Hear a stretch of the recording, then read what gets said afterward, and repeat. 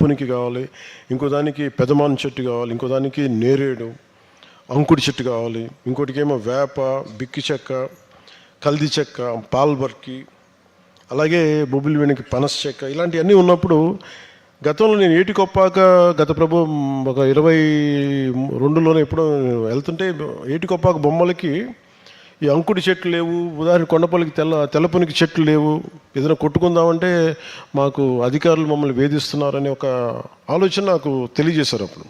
అందుకే ప్రభుత్వం రాగానే ముందుగా మేము చేసింది వారి మీద ఎలాంటి కేసులు లేకుండా అలాగే వుడ్ బ్యాంక్ని డెవలప్ చేయడం చేసాం.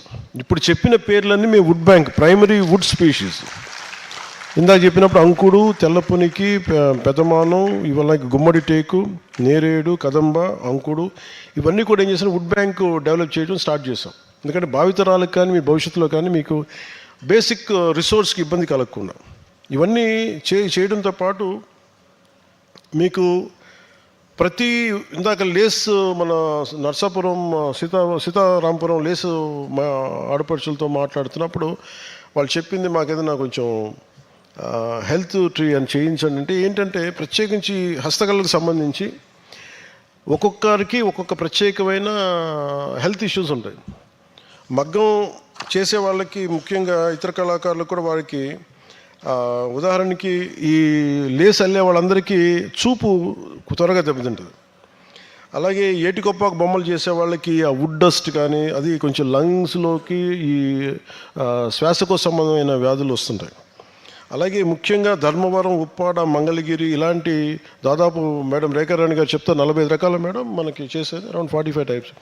వీళ్ళందరికీ కూడా ఈ మగ్గాలు నేసినప్పుడు ప్రత్యేకించి వాళ్ళకి ఈ ప్రత్యేకమైన ఆరోగ్య సమస్యలు ఉంటాయి, కొన్ని బ్యాక్ ఇష్యూస్ ఉంటాయి. అందుకని నేను మన పేషి అధికారులకు నేనేం చెప్పానంటే మిగతా వారితో అనుసంధానం చేసి ఉదాహరణకు సీతారాంపురానికి డాక్టర్లను పంపించి అసలు ఎంతమందికి ఒక హెల్త్ టెస్ట్ చేయించమని చెప్పాను ఇందాకే. అంటే ముందు అసలు ఆరోగ్య పరిస్థితి ఒక్కొక్కరికి ఒక్కొక్క ప్రత్యేకమైన హెల్త్ ఇష్యూస్ ఉంటాయి కదా, ముందు వాటి మీద ఒక ఆడిట్ చేయండి, ఒక హెల్త్ ఆడిట్ చేయండి ముఖ్యంగా ఇట్లా అందరికి కలిపి. సో ముందు సీతారాంపురంతో మేము అది స్టార్ట్ చేస్తున్నాం. కంటి పరీక్షలు చేయించే ముందు చూపు సన్నగిలుతోంది, ఇబ్బందిగా ఉంది అనటానికి ముందు ఒక హెల్త్ టెస్ట్ చేయించి తద్వారా ఏమేం చేయాలి, దీన్ని మిగతా వాళ్ళు కూడా ఎలాగ అన్ని హస్తకళ రంగాలకు దీన్ని అప్లై చేయాలని దాని మీద మీకు త్వరలో మేము ముందుకు తీసుకొస్తాం. అలాగే పిల్లలకి సంబంధించి మా బిడ్డలు చదువుకోవాలి కానీ మాకు ఇది ఉండాలి, కానీ వీళ్ళకి భవిష్యత్తు ఏమి ఉండాలంటే అది కూడా ఒక ప్రత్యేకంగా ఒక దృష్టి సారించి దీని మీద కొంత అవగాహన చేసుకున్న తర్వాత ముఖ్యంగా మీ బిడ్డలు చదువుకోవాలి. అలాగే మీరు వంశపారంపర్యంగా వచ్చిన ఈ కళను కూడా వాళ్ళు ముందుకు తీసుకెళ్లేలాగా, ఈ ప్రతిభని సమర్థతను ముందుకు తీసుకెళ్లేలాగా, భవిష్యత్ తరాలకి వాళ్ళు దాన్ని మరింత ఆదాయం వచ్చేలాగా ఉండాలి. ఆ దృష్టిలో కూడా మేము దీన్ని మీరు చేసిన విన్నపాలన్నింటినీ కూడా నేను క్యాబినెట్ దృష్టికి తీసుకెళ్ళి నేను స్వయంగా ముందుకు తీసుకెళ్తాను. నాకు ఎందుకు ఇంత ఇష్టం, నేను ఎందుకు ఇంత తపన పడతానంటే ఈ హస్తకళ రంగాలు భారతదేశపు మూలాలు ఇవి కోల్పోయిన రోజున భారతదేశం తన ఉనికిని కోల్పోదు. అందుకని భారతదేశపు ఉనికి ఉండాలి, భారతదేశపు సంస్కృతి సాంప్రదాయాలు ఉండాలి అంటే మన హస్తకళని, మన చేనేతని కాపాడుకోవాలి. సో అందుకని మీకు నేను మనస్ఫూర్తిగా మాటిస్తున్నాను. ఎక్కువ మాట్లాడి ఎక్కువ ప్రామిస్ చేయడం కంటే కూడా ఎప్పుడో 2018 నుంచి నేను మాట్లాడుతున్నాను. ఈరోజు భగవంతుడు ఆశీస్సులతోటి ఈరోజు మేము ప్రభుత్వంలో ఉన్నాం. మీకు నిరంతరం మీ భవిష్యత్తు కోసం నిరంతరం మేమందరం కలిసి పనిచేస్తాం. మేము మనస్ఫూర్తిగా తెలుపుకుంటా ఉన్నాం. కాకపోతే ఇందాక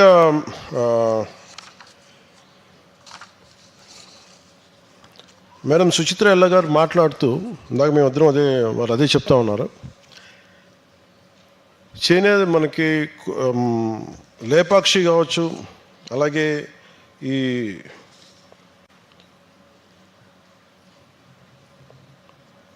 మన హ్యాండ్లూమ్స్ ఇవన్నీ విభిన్నంగా ఉన్నాయి.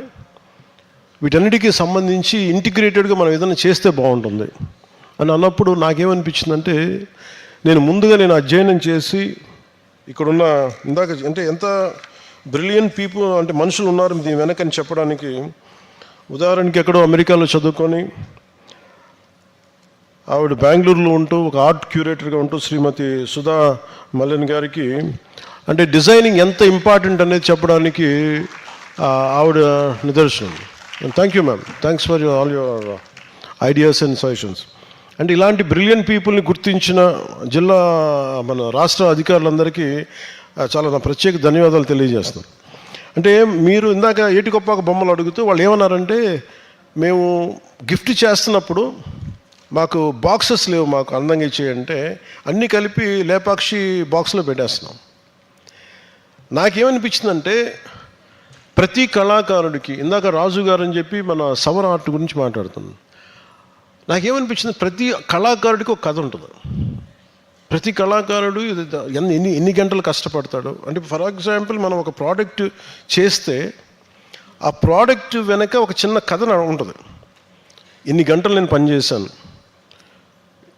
ఈ ప్రోడక్ట్ చేయడానికి నాకు ఇన్ని గంటలు పనిచేశాను, నా కుటుంబంలో ఇంతమంది పనిచేశారు, ఈ చేసిన కళాకారుడి పేరు ఇది, వారి ఊరి పేరు ఇది, ఇదన్నీ ఒక చిన్న ఒక ఇన్ఫర్మేషన్, ఇది ఒక చిన్న పీస్ ఆఫ్ ఇన్ఫర్మేషన్ ఉండి దీని ఆర్ట్ వెనక ఉన్న స్టోరీ ఏంటి, ఇవన్నీ చెప్పి మనం ఇంక్లూడ్ చేయగలిగితే, అలాగే ప్రత్యేకించి ఏటికొప్పాక కావచ్చు, ఈచ్ అండ్ ఎవ్రీ ఒక ఉదాహరణకి మనకి ఉప్పాటి చీర ఉంది. ఉప్పాటి చీరకు కూడా జనరల్గా ప్యాక్ చేసి ఇచ్చేయడానికిను దాని తాలూకు ఒక ప్రాపర్ గిఫ్ట్ ర్యాప్ ఒకటి చేయగలిగితే, ఒక గిఫ్ట్ బాక్స్ లాంటిది, ఇవన్నీ చాలా చాలా ఒక ప్రత్యేకత చేస్తాయి. ఉదాహరణకి మ్యాక్రోన్ గారికి మన ప్రధానమంత్రి గారు మనకి మన రాష్ట్ర సాంప్రదాయాన్ని మన కలంకారీది ఇచ్చినప్పుడు మామూలుగా ఇవ్వడం వేరు, దాన్ని ప్రాపర్గా తీసుకెళ్ళి ఒక గిఫ్ట్ ర్యాప్లో తీసుకెళ్ళి ప్రాపర్ దాన్ని ప్రజెంట్ చేస్తే దాని ఉనికి, దాని విలువ 10 ఇంతలు అయిపోతుంది. And there is a story behind, ఒక కథ ఉంటుంది దాని వెనక, ఆ కథను తెలియజేయడం. అలాగే కొత్త కొత్త ఇన్నోవేటివ్ కాన్సెప్ట్స్, చేసిన బొమ్మలే చేస్తే కొన్ని రోజుల తర్వాత మనిషికి సహజమైన గుణం మార్పు, కొత్తవి కోరుకుంటూ ఉంటాడు, చూసిందే కదా. అలా అందుకని ఎప్పటికప్పుడు కూడా ఇన్నోవేషన్ ఒకటి జరుగుతూ ఉండాలి, కొత్త ఐడియాస్ తోటి కొత్త బ్లెండ్ చేయటం కానీ ఇవన్నీ ఉండాలి. అంటే మనకి సుచిత్ర ఎల్లా గారు లాంటి వాళ్ళు, సుధా మల్లెన్ గారు, లేదంటే రేఖారాణి గారు, ఇక్కడున్న మన విశ్వ గారు, ఇలాంటి మన హరిప్రసాద్ గారు, మీరు మరింతగా ఎక్కువ మందిని అర్థం చేసుకోగలిగే దీనిని ఇంకెంత, ఇప్పుడు మీరందరూ ఇంత కష్టపడుతూ ఉన్నారు, కార్పెట్లు మీరు నేస్తారు, ఆ కార్పెట్ వెనక మీకు ఒక ఏలూరులో మీరు కార్పెట్స్ చేస్తున్నప్పుడు ఒక స్టోరీ ఉంటుంది, ఇంతమంది పనిచేశారు దీని వెనక, ఇంత కష్టం ఉంది. అదే ఈ ఇరాన్లో కానీ యూరోప్లో కానీ ఎనీ ఫారిన్ కంట్రీలో దానికి ఒక చాలా అందంగా కథ చెప్తారు, ఇంత కష్టం ఉంది దీని వెనకలో. అప్పుడు మనం అది వస్తువు పట్టుకున్నప్పుడు దాని తాలూకు విలువ తెలుస్తుంది మనకి, ఇంత దీని వెనక ఇంత కథ ఉందనేది.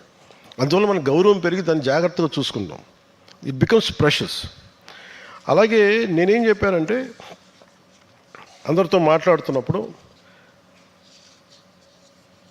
మనకి ఉదాహరణకి మనకి దాదాపు నా ఉప్పాడ దగ్గర నుంచి, చేనేతల దగ్గర నుంచి, మనకున్న హస్తకళల దగ్గర నుంచి ఒక్కొక్కటి ప్రత్యేకమైన గ్రామాలు, ఊర్లు ఉన్నాయి.